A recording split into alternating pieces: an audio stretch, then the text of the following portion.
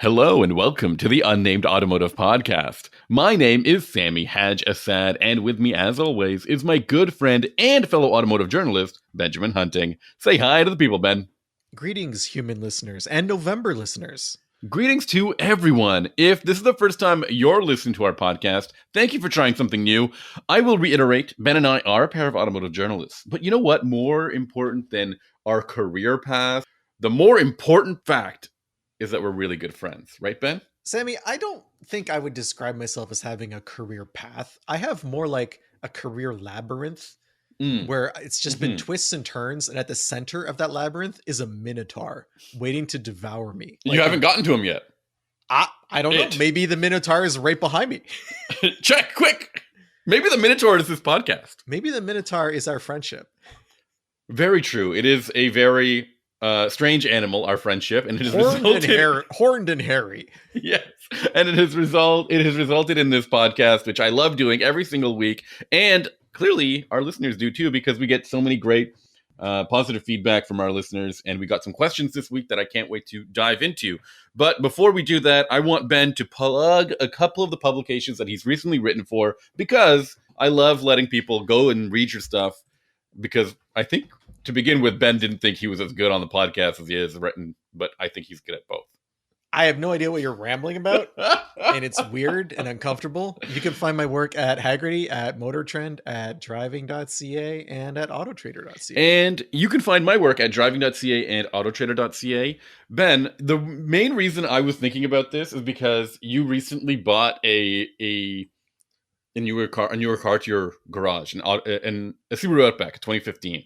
And I was joking. I was like, I wonder what our reviews, if we had reviewed it, what our reviews were like. And you showed me a video that you did of the Outback, and I did one the year following. And I was like, look at how much we've evolved since then. It's so much fun to look back. Yeah, back then my hair was actually red and not white.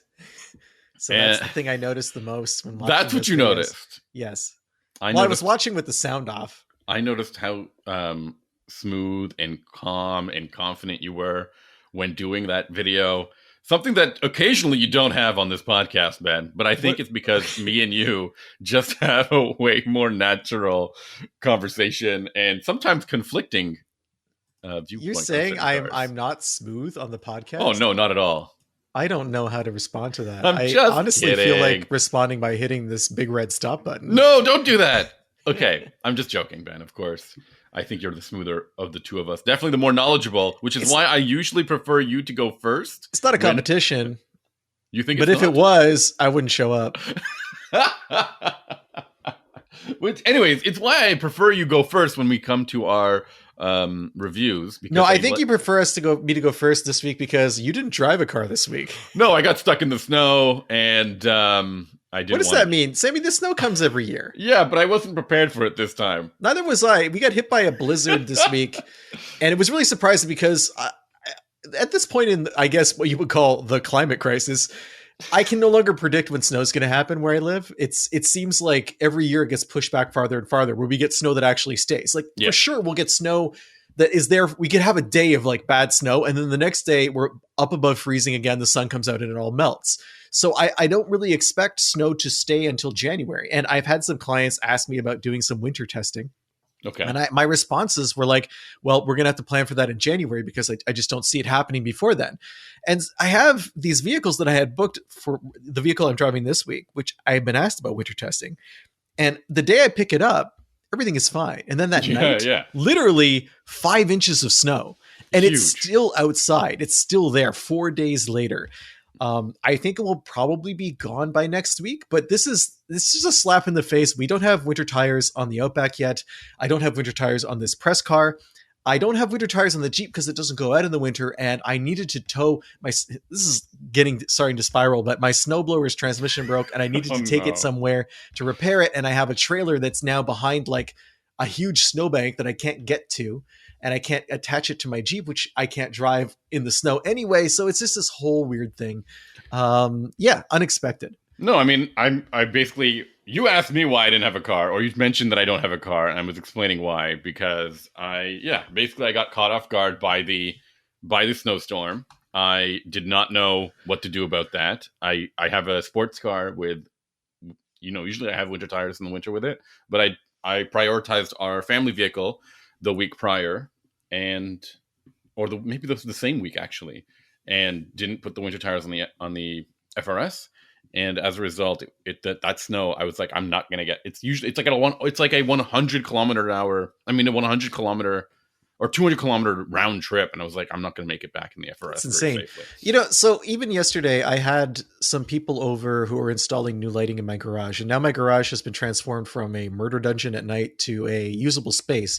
But I had to move the Jeep out into the driveway for that to happen, and like trying to get it back into the garage after a day's worth of melting and refreezing.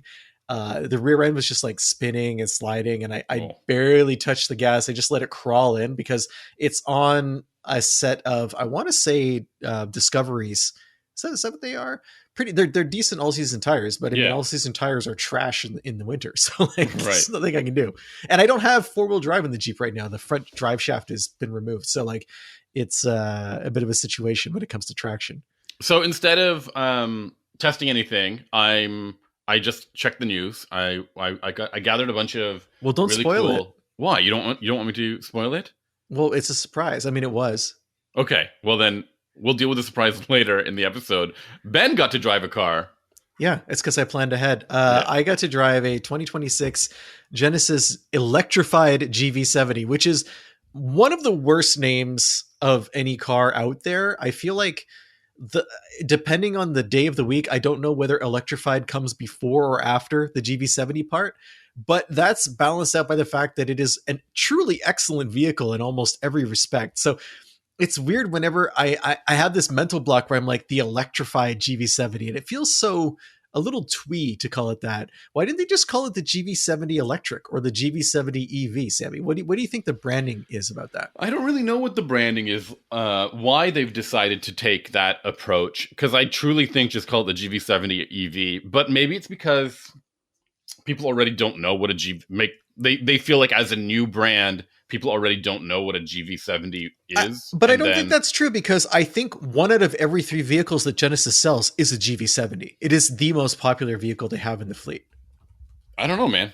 You're asking the wrong guy. I haven't thought about it as in depth as you have, but you're 100% right. It is so bizarre that they've chosen, because nobody else is doing it, right? I mean, why not electrified GV70 the next 100 years? Yeah, but edition? I mean, even BMW just calls their EVs basically a different model name with i5 or i4 or i7, right? That's true. It's not the i5 EV. And same with Mercedes, which calls them EQ whatever. EQE, but EQS. But that's confusing too, because Mercedes has like the EQS sedan and the EQS SUV. Yeah, that's way worse, the way you put it that way. And then Audi goes e-tron Q6. There isn't a gas Q6, if I remember correctly. Not anymore, no. Or ever, I don't think. And then, so basically the only one with like a 1-to-1 of like electric car and gas cars on the same name and platform would be BMW. I think that electrified is what throws me off. It just seems like a really big word. You know what I'm saying? Yeah, I suppose. You would never name a child. What does that look like on the owner on the registration, right? You would never name a child electrified. No, I suppose not yet. I think eventually that might be coming. That's 4 syllables. How many 4-syllable names are out there? There are some. Mine's 3 syllables. Okay. Yeah. Anyway, I don't know where I'm going with that. So the Octavius. Deal with the 20. How many Octaviuses do you know? I think I know one. You know an Octavius? Yeah. I'm impressed. Alexandra? Okay, Alexander. I guess, yeah, that's a 4-syllable. Dra. Okay. Alexander Electrified. 8 syllables. Very hard when you're first learning to write. Yes. 2026 means some updates for this vehicle. Not a ton of updates, but a few of them I think are important. I'm going to start with what I like the most. It's the same platform as always, which means it's the GV70 with the gas engine and the gas tank and the fuel lines all ripped out, transmission's gone. In its place, a pair of electric motors and a battery below the floor. So it pushes up the floor just a little bit. You don't really notice it as much in the GV70 electrified as you do in the electrified G80, which had a similar kind of setup, because the Right. ceiling is tall enough where I think if you were a tall person with a long torso, you might notice that the ceiling is close, but it's very well disguised. All of that stays the same. The difference in the drivetrain is the battery is a little bit bigger, and I do mean a little bit. It's about 10% larger. I'm going to get the exact number here. I believe it's 84 kilowatts now, kilowatt hours. Sorry. Okay. And why can't I find It's that? interesting you mentioned. I'm not. I'm gonna while you're looking this up. I'm just gonna While fill you in some. derail everything. I'm just gonna stall you for time here. You 84. mentioned. It's 84 kilowatt hours, Okay, then I won't stall you for time any further. and that gives it 243 miles of range in the vehicle I drove, which is the Prestige trim. There's only 2 trims in Canada. Prestige is the top. There's 3 trims in the States. It has the same 2 trims at the top as Canada, and then there's a base one that's just called all-wheel drive. If you have a 19-inch rim on the car, it goes up to 263 miles, which is like, what, 390 kilometers, something like that. That's okay. It's okay. It's fine, but we're going to get to whether that's realistic or not a little bit later. Oh no. The power stays the same. You have 429 horsepower, I believe. That is an excellent amount of horsepower for an electric crossover. Like that is how much is the platform capable of handling? You know. Yeah, well, it's considerably heavier than the regular GV70, right? Mm-hmm. So that comes into play. Why can I not find these? I'm looking at the numbers right here. The torque for the vehicle is 516 pound-feet, which is really great. Sorry, it's not 428, it's 429. 516 pound-feet, which is You were good. off by 1 horsepower. I was off by 1 horsepower. You're apologizing for that? If you want more power, there's a 10-second boost feature. There's a Yay. boost button on the steering wheel. It gives you 483 horsepower. I want to make, you know what? The next time I get one of these things in some open space, I'm going to make sure that the 10 seconds is legit. I hope they're not shortchanging people. I hope they're not, you know what I mean? I hope you bring a stopwatch, because I don't think we can count on you being able to reliably count to 10. Yeah, maybe. I think you might hit 11 or 12. And yeah. the thing about that boost button, though, it's not always available. So when I picked up the What do you mean it's not always it's not there? Like physically?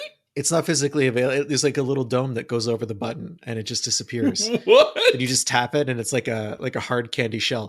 No. What happens is if you're below 20% battery, like I was, and you push boost, it tells you don't have enough battery. Oh, you like living on the edge. I love that idea. I had no choice. I picked up the vehicle in Montreal with a 55% charge. Yeah. And I ended up at my place at around 20 because And you decided to use boost then. It was cold weather, and also I stopped and took a lot of photos, so like I was tooling around. But I wanted to try boost because I was off the highway, so you know it adds an element of danger that's more interesting. In any case, in terms of driving, so that's not a big change, right? The amount of battery, that 10%, it gives you like literally a handful of extra miles. It's not a big deal. I think it's like 10 extra miles or so on the base model. But in any case, the vehicle drives really nice. It is super quiet. The GV70 is not a sporty vehicle. It's always been more of a refined, comfort-oriented vehicle. And when you throw this electric drivetrain into the mix, it only underscores that. And I really appreciate that about this SUV. It's great to drive. The power is enough to do whatever you want to do. A couple of weeks ago, I had the Blazer SS, which had like 600 pound-feet of torque or something insane like that. I didn't need all of that, and I didn't appreciate it. Like, it didn't make me like the vehicle more. I don't think I would like the GV70 more if it had 200 more horsepower or 100 additional pound-feet of torque. It just doesn't matter to me, and I don't think it matters to most people who are shopping for this vehicle. So it's comfortable. The steering is fine. The acceleration is perfect in all situations. Where it falls down a little bit is actual mileage. So it was somewhat cold when I picked it up and a little bit colder when I brought it back. I would say the day that I returned the vehicle, I drove 80 miles to get it back to the fleet, and it was just above freezing. Over the 200 or 300 miles or so that I drove the vehicle, I got 39 kilowatt hours per 100 miles of efficiency. That translates into about 213 miles per battery, which is like 30 less than the 20-inch rims that I had on this car. A little bit more than 10% off. Yeah. What do you mean 10% off? like a 10% reduction. Oh yeah, definitely much more. I mean, 30 miles out of 240, that's going to be like what, 13, 14? 13. Yeah, sure. I was saying, Okay. I was just doing rough math in my head. Yes. Well, I need more than I need you to I step know up you're with the very calculator. specific. You were earlier you were talking so about specific about the one extra horsepower. you were that earlier you forgot. threatening to count to 10 with like Yeah, this much, and and now now I like can't even. now I feel like we can't rely on that. 213 miles is not great. 13% decrease from the 13 to 14% decrease of the estimated range. And do you think that's because of the temperature or just something else? It's really hard to tell because there's so many factors that can go into it. But the reason I underscore this is because 243 miles is already on the low side for a vehicle in this class. The pricing on this model is not that ridiculous. It's $75,000 in the States for the top trim. I believe the base model is about 10 grand less. In Canada, it's 88,000, which is 10 grand more than the advanced version of the vehicle, which is what they call the mid-tier trim. Okay. Anyway, the price point there, you're starting to look at vehicles like the BMW iX, which is somewhat more expensive. I like the iX quite a lot. I like the iX a lot. It's somewhat larger. It starts at a higher price, but the prestige trim of the GV70 overlaps. It's actually more expensive than some models of the iX. So you're in like a mixed zone where you're, yeah. That's insane. I would prefer the iX entirely. I think it's bigger. It's bigger. Don't forget the fact that there's some things I'm going to get into as to why you might not like that. Talk me out of it. I'm not going to talk you out of it, but I am going to say that as with most BMWs, you have to pay more for features. Oh, right. Whereas for like the most basic features too. Like with a Genesis, you get a ton of stuff for each trim level. Really great stuff. And you also get the best cabin that you could possibly get at this price, which I want to talk about that in more detail. But just continuing my thought, the iX and like even the EQE are way, way ahead of this vehicle on range. And some versions are way, way ahead on power. Okay. So it's in a weird zone. Genesis came out with this vehicle fairly early. There was no iX, I believe, when the first version of this vehicle came out. So they're continuing it along as other companies have approached the market with ground up EVs instead of converting their EVs, right? Like the iX and the EQE were designed from the start to be electric vehicles, which means they get lots of advantages when it comes to aero and weight and that kind of thing. So it's not exactly a fair comparison, but it is a comparison that people will be making when they're looking at buying these things. Now, the charging speed on the Genesis kind of makes up for the fact that it doesn't have great range. This has the same eGMP platform as Hyundai and Kia, which means it has 800 volt charging capability, which means you can theoretically charge at like 350 kilowatts. Most of the time, it'll be probably like 240, 260 on a compatible charger. That's a lot faster than a lot of its rivals. Yeah. However, for 2026, this vehicle moves to the NACS charger. Oh, the NACS not plug. this. Oh, so that means that not only do you have to have two adapters, one for a level 2 CCS, one for a level 3 CCS, the combined charging standard, which is what most other EVs up until this model year have used. If you do go to a supercharger and plug it in like a native Tesla supercharger, you're probably tapping out around 150 kilowatts because the low voltage charging of the Tesla cannot interface with the high voltage platform on the Genesis to achieve the best possible charging speeds. Okay. So that's something to keep in mind with this vehicle. That's not my major concern. My major concern is all of these adapters that have been introduced into the market, which I'm not sure, like that's a lot of power to deal with, like an adapter. It's not like just like a dongle for like USB-C to USB, A or whatever. Like they're huge. They're like, I don't know. I've read a lot of horror stories about people dealing with adapters that seem to be difficult to interface with the car or the charger or both, or even funky in the cold weather. Yeah. Even throwing that all out the window, they're annoying, they're clunky, and you have to have them with you, right? And they could potentially, if it's a dongle, it would take up more cargo room. I mean, I don't know what you mean by dongle. The adapters are large, chunky pieces of plastic, right? Yeah.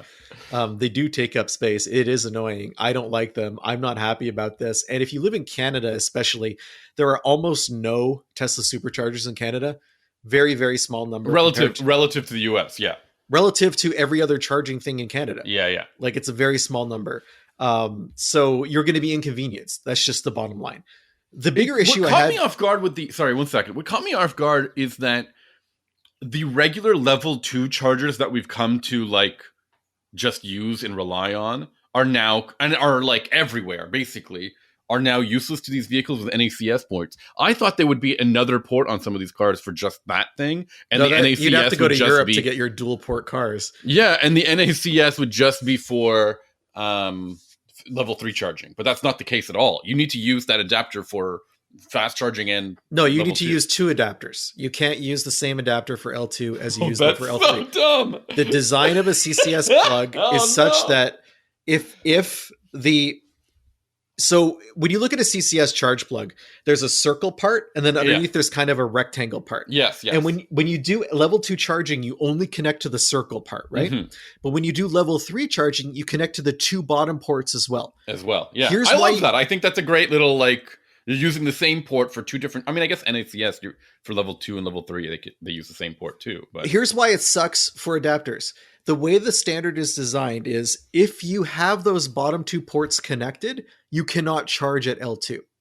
It just won't. It just says no deal. It says no deal. It thinks you're connected to a level 3, and it's expecting. So you can't have a single adapter, because you could say, "Oh, well, I'll just connect to everything, and then the car will know how much power it needs." It's like, no. If those bottom 2 things are connected, it thinks you're on a level 3 charger. So you actually have to have first a level 2 charger adapter plug that only connects to the top part, and then also a level 3 charger plug that connects to the whole thing. So that when you interface with the plug itself, you're not getting like the whole weird situation. Because like once that cable connects and it sees that, oh, those 2 bottom plugs are there, it's gonna try to initiate a level 3 charge or whatever. It's annoying.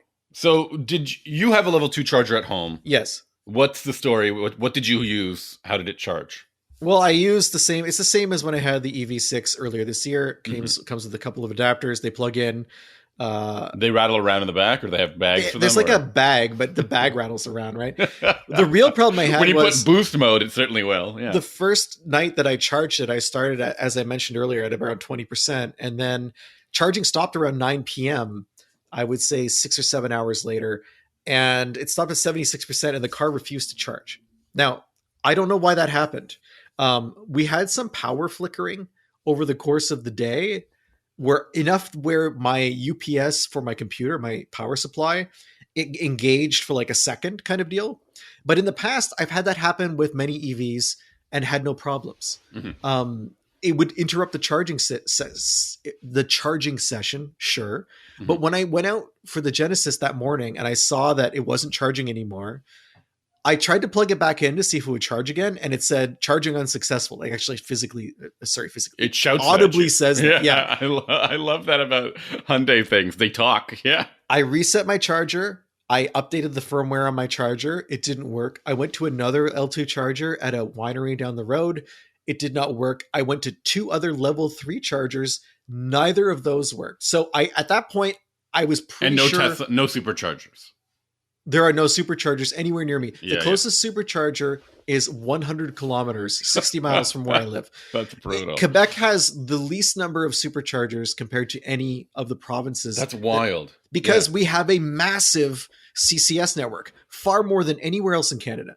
Mm-hmm. And superchargers, there's just no point. I mean, it's not. The reason why Canada has so many more CCS chargers is because in the US, many of the charging networks are private. So it makes sense that Tesla had a large charging network because they needed to build that out in order to get people to buy their cars, right? And then you had other companies come in and try to build their own or sponsor other charging networks because they were building their own EVs that had CCS plugs. Whereas in Canada, it's a small market. So Tesla was a leader here for a long time in terms of sales, but they're not going to invest the same amount of money. Canada's too large and the population it's not dense enough. So Toronto, for example, has a decent number of superchargers, but in Montreal and Quebec for that matter, the province had already invested a ton of money in CCS infrastructure because that made the most sense for the most number of people, because it was far more than just Tesla was using it. Mhm. So all that investment created this huge network. Like there are so many fast chargers near. They actually just installed 2 more fast chargers within a half-hour drive of my house. There's already 4 or 5 fast chargers within, I would say, a 5-minute drive. And that's crazy. I live in the middle of nowhere. So, okay. So anyway, you've just been basically stuck with this thing that's not charging anymore. yeah, I'm stuck with this thing that's not charging anymore. I can safely eliminate the adapters because even the level 3 adapter wasn't working. And I brought it back to Genesis, and they are trying a reset on the vehicle. It's something that only they can do at a dealership. Unfortunately, it's, you know how sometimes we're able to reset infotainment systems when we have problems, and sometimes that will reset button dance, pedal dance sometimes. Yeah, it'll reset other things like traction controls. It'll reset advanced driver assistance, that kind of thing. Mm-hmm. Anyway, in this case, doesn't work. So I'm waiting to hear back what the problem is. Hopefully they come up with something soon and just reach out. So that was the one problem I have with the vehicle. I want to go back to what I was super, super impressed by. And that's the fact that for 2026, there are some changes that have been made to the exterior of the GV70. It's the same as the gas model. It also got these refreshes, but they're not major. What I really, really liked was the interior of the car. It is so gorgeous. Yeah, it is fantastic. Like it has... Genesis does not miss when it comes to its interiors. I think that's the major thing I've come to accept with this auto brand. And they're even better now. Like it's crazy. How can it be even better? So I was really struck by it because I came out of the Lucid Air just before. Oh, yeah. And that's a high-end car. That is a 6-figure car. And you figure, I can't keep saying figure. A 6-figure car. And you're like, oh, it should definitely have a cabin that reflects that fact. And when I was in it, we talked about last week how it just seemed kind of austere and restrained. And then I get inside this Genesis, which retails for like 30, 40 grand less, a minimum. And it's just gorgeous. Like, not only have they upped the attention to the detail in this top trim level I had, it had beautiful Napa leather seats, diamond quilled stitching, nice stitching on the dashboard, 2-tone leather on the dash.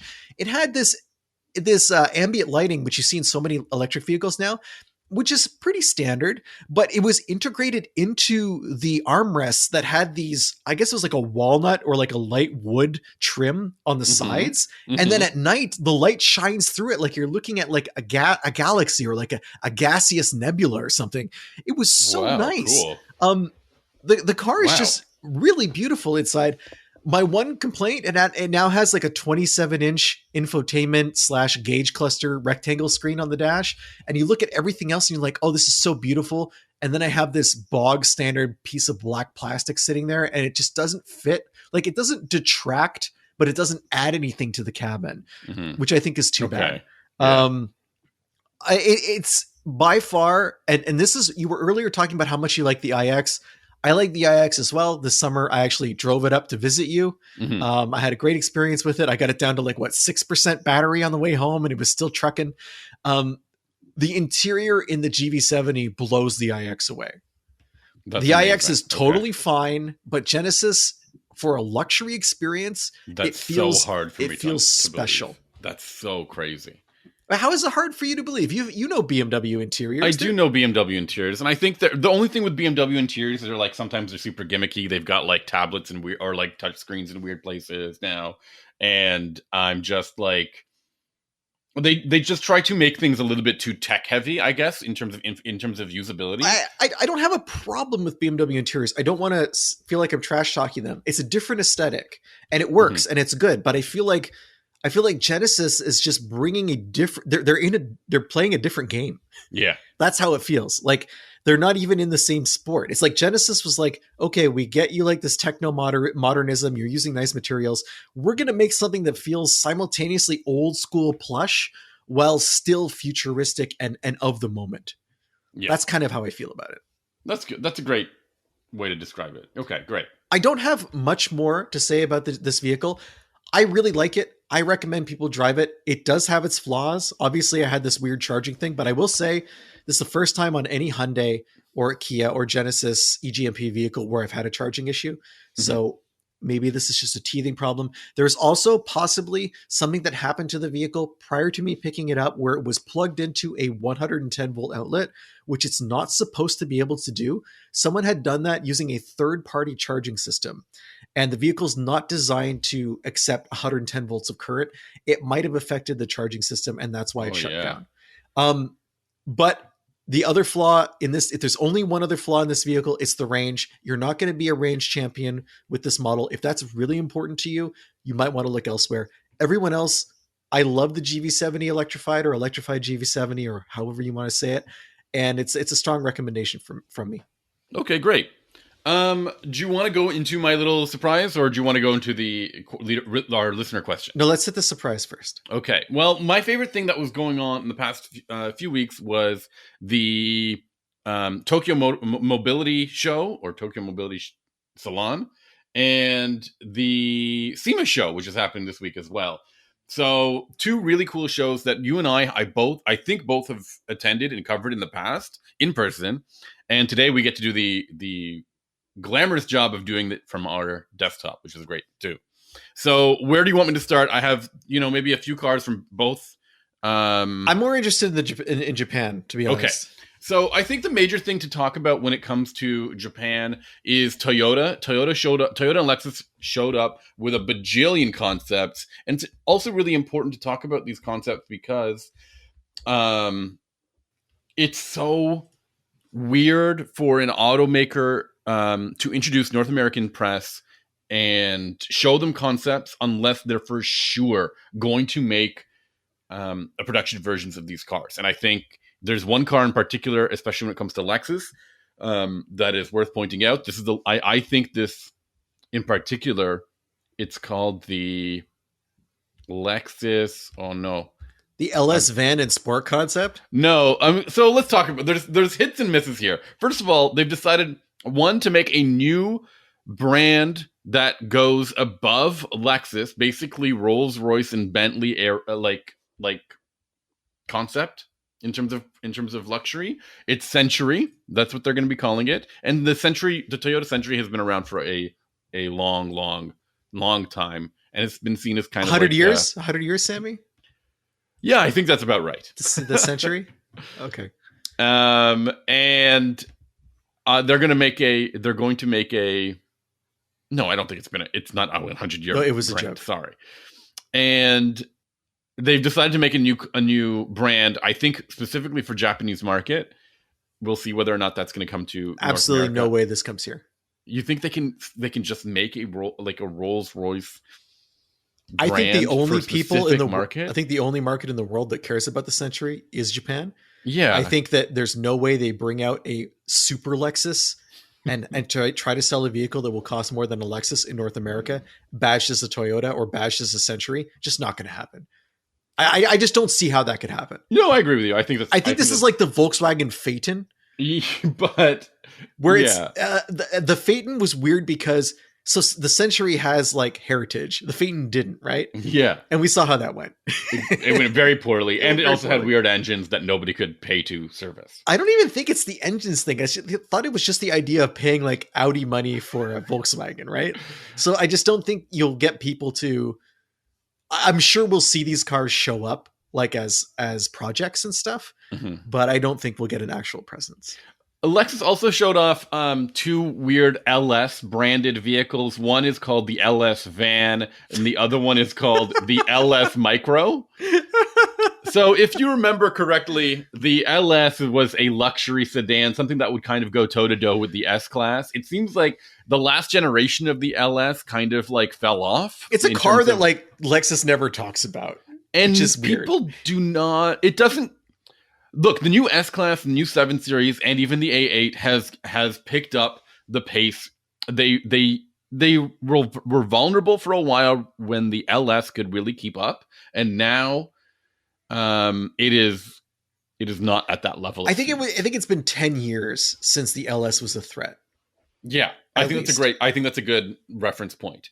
So I guess Lexus has realized that the LS in its current form is not particularly competitive or interesting. It hasn't made a splash. So they decided to show a concept which has 6 wheels and is a van. Do you like that? Come on. This is you like have told me so many times when we've reviewed I wish this van had 2 more wheels. Yes. You have told me when we've driven the Kia Carnival in particular, which is a vehicle that has promoted the use of its interior for more than just ferrying kids around, but for like luxury purposes. So it would have lean back seats, and they kind of like come back together like a love seat. Look, I'm going to tell you what I honestly think of this van. This looks like the kind of thing you would buy to store your Hot Wheels in. Like a big, like it rolls around and then it folds open. Kid, yes. Yeah, exactly. And you can like stick them in and then fold it closed. It's a little transporter. That is a cool thing. I think this van is super cool. We'll never see it. The weird part is why it requires 6 wheels, Sammy, right? the weird part is why not 8 if 6? Yeah, that's like what's holding you back, right? And also, if you look at the wheels, the front wheel is definitely like 10 inches bigger than the 2 rear wheels. What is up with that? That is true. I didn't notice that. Which means maybe it's the same amount of contact patch. Like it's it's so strange. So I don't think this thing will come to market. I don't think it's. I mean, maybe. Build it, Lexus. I want you to build it. If you build it, again, they're not going to sell it in North America. I would be your number Luxury one van cheerleader. is not a market. This would be changed to the unnamed Lexus LS Van Sport Concept podcast. Okay. What about the LS Micro concept? No, which not is interested. Nothing. No, thank you. Basically, a motorcycle. Basically, they mushed the van. They put the van in a vise and they mushed it, and it got taller. Yes, it did. It looks Does it have ridiculous. square wheels up front, Sammy? No, they're just in a weird square encased area there. I can tell you what I don't like about it. That front door. The front door, like a BMW Isetta. If I'm in a crash, I'm dead. Like the door is like literally in front of you, and it looks like it's made of glass. It does look like it's made of glass. That feels like a bad idea. That's what made the Isetta so nice. I'm sorry? That's what made the Isetta so cool. Yeah, the Isetta was great until you died when a bicycle hit you head on. That's not my problem. Bicycle. Basically about this. God, you know how many times you get caught behind like a dump truck and like it just hits a pothole and a pebble comes flying out. Yeah, I had to get the windshield fixed on the Pathfinder this week for that reason. So I want to tell you, imagine that in an Isetta or this thing. This looks like the chair, the front of looking at it head on. This LS Micro.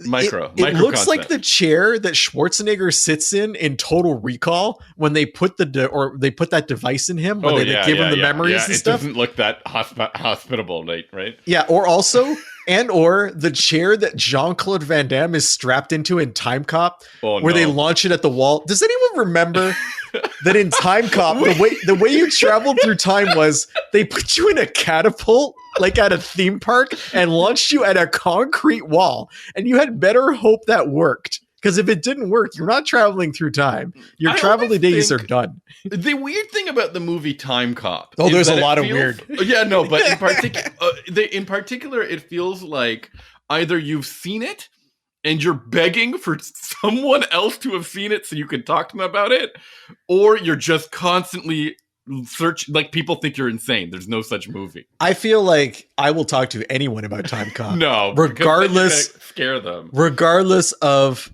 where they stand on the Time Cop spectrum. So okay. Sammy, I want to skip all of these things and talk straight about the Lexus Sport concept, which is basically the next generation LFA. And I can't wait for this thing to happen because the LFA was a very special vehicle. But do you think it will look as dramatic as it does in these photos? The photos I sent you, I don't even think have them. Let me find this. It's all right. I've seen it. It's a beautiful looking car, man. I'm so into this. But I can't wait. It'll be brilliant. It'll be excellent. It's my favorite thing that I've ever seen. I think Lexus design when it goes like unhinged like this in the Lexus department and like we've seen in the LC 500, it's perfect. I think they've really killed it with their design too. So we got to wrap things up this week with a listener question that came in. Yeah, let's do it. Longtime listener, want to send a shout out. Thank you so much.